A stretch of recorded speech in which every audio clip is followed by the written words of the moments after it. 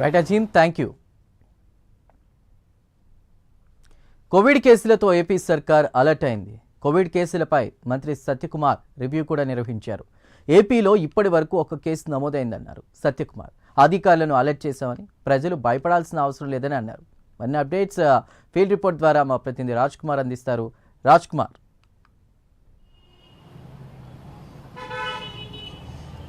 చందు, ఏదైతే ఆంధ్రప్రదేశ్లో మళ్ళీ కరోనా అలజడి మొదలైందని అంటే కొంత అవునని వినిపిస్తూ ఉంది. ఏదైతే దేశవ్యాప్తంగా ఇప్పటికే కొన్ని కరోనా కేసులు నమోదవడంతో కేంద్ర ఆరోగ్య శాఖ ఇప్పటికే అలర్ట్ అయింది. దీనికి సంబంధించి కూడా ఆంధ్రప్రదేశ్కి సంబంధించి వైద్య ఆరోగ్య శాఖ మంత్రిగా ఉన్నటువంటి సత్యకుమార్ యాదవ్ ఉన్నటువంటి వైద్య అధికారులందరితో కూడా ప్రత్యేకమైనటువంటి ఒక సమావేశం నిర్వహించారు.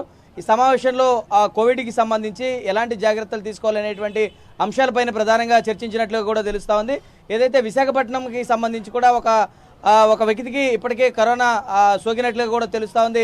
మరొకసారి ఒకవేళ కరోనా విజృంభించేటువంటి పరిస్థితి ఉంటే రాష్ట్ర వైద్య ఆరోగ్య శాఖ ఎలాంటి చర్యలు తీసుకోవాలనేటువంటి దానిపైన కూడా పూర్తిస్థాయి కసరత్తు చేయడం కోసం ఇప్పటికే రాష్ట్ర ప్రభుత్వం అన్ని విధాలా కూడా సన్నద్ధతకు సిద్ధంగా ఉందని చెప్పారు. ఇప్పటికే అటు అన్ని జిల్లాకి సంబంధించినటువంటి డిఎంహెచ్ అంటే జిల్లా వైద్య అధికారులందరితో కూడా ప్రత్యేకంగా సమావేశం నిర్వహించారు. ముఖ్యంగా ఏదైతే ఇటు శానిటైజర్తో పాటు మాస్క్ కంపల్సరీగా ధరించాలనేటి మరొకసారి రాష్ట్ర ప్రభుత్వం తెర మీదకి తీసుకొచ్చింది.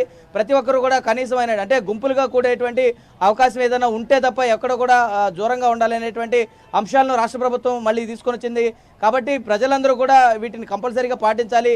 ఖచ్చితంగా కనీసమైనటువంటి జాగ్రత్త అంటే తాను జాగ్రత్తగా ఉండడంతో పాటు చుట్టుపక్కల ఉండేవారు అందరినీ కూడా జాగ్రత్తగా ఉంచాలనేటువంటి ఒక కనీసమైనటువంటి బాధ్యతను ప్రతి ఒక్కరు కూడా పాటించాలనేటువంటి అంశాలను ప్రతి ఒక్కరు కూడా ప్రజల్లోకి తీసుకెళ్లాలనేటువంటి రీతిలో వైద్య ఆరోగ్య శాఖ సిద్ధమైంది. ఇందుకు సంబంధించి ముఖ్యమంత్రి చంద్రబాబు కూడా చాలా క్రియాశీలకమైనటువంటి ఆదేశాలు వైద్య ఆరోగ్య శాఖకి ఇచ్చినట్టు కూడా తెలుస్తోంది. ఎందుకంటే ఇప్పటికే ఒక కోవిడ్ కేసు నమోదైంది కాబట్టి పూర్తి స్థాయిలో దాన్ని అలర్ట్ చేసేటందుకు రాష్ట్ర ప్రభుత్వం అన్ని విధాల చర్యలు తీసుకుంది. ఇప్పటికే వాటిని ప్రత్యేకమైనటువంటి ఒక వార్డులో ఉంచి పూర్తి స్థాయిలో ఐసోలేషన్లో ఉంచాలని, హోమ్ క్వారంటైన్లో ఉండాలనేటువంటి ఆదేశాలను ఇచ్చినట్లుగా కూడా తెలుస్తూ ఉంది. కాబట్టి ఒకవేళ కరోనా కనుక మళ్ళీ విజృంభిస్తే ఏ విధంగా ఉండాలి అంటే మళ్ళీ పూర్తి స్థాయిలో శానిటైజర్, మాస్క్ వచ్చేటువంటి పరిస్థితి మళ్ళీ కూడా ఉండేటువంటి అవకాశం ఉంది. కాబట్టి అవన్నీ కూడా నివారించుకోవాలంటే ఇప్పటి నుంచే జాగ్రత్తగా ఉండాలి.